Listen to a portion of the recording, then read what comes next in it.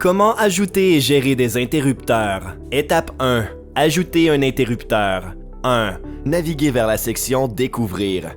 Allez à la page des Découvrir depuis le menu inférieur et appuyez sur le bouton Interrupteur au centre en haut de l'écran.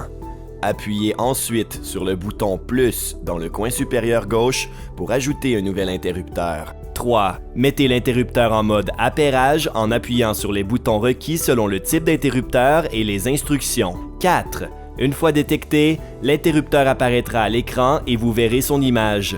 Notez que l'interrupteur sera ajouté à la zone actuelle. Étape 2. Nommez l'interrupteur. Pour nommer l'interrupteur afin de faciliter son identification. 1. Appuyez sur le bouton Paramètres. 2. Appuyez sur le nom actuel de l'interrupteur affiché dans le coin supérieur gauche. 3. Entrez un nouveau nom, par exemple interrupteur 1 ou interrupteur de bureau et appuyez sur OK pour enregistrer. Étape 3.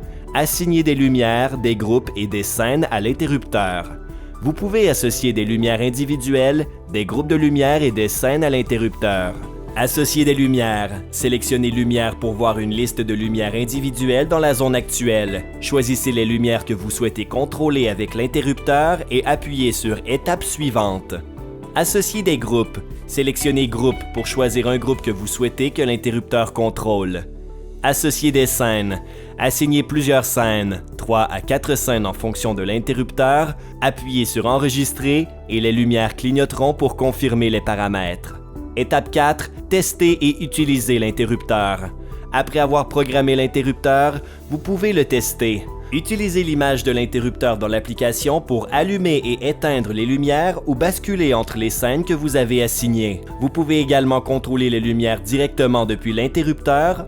Étape 5. Supprimer un interrupteur. Si vous devez supprimer un interrupteur, 1. Sélectionnez l'icône des paramètres de l'interrupteur. 2. Appuyez sur l'icône de la corbeille dans le coin supérieur droit. 3. Confirmez en sélectionnant « Supprimer ». Les lumières clignoteront pour confirmer que l'interrupteur a été supprimé. Étape 6. Ajouter des capteurs ou des appareils. Pour ajouter des capteurs ou des appareils, suivez la même procédure que pour ajouter un interrupteur. Allez à la page Découvrir depuis le menu inférieur, puis sélectionnez Capteur ou Appareil en haut au centre de l'écran. Appuyez sur le bouton Plus pour commencer la recherche.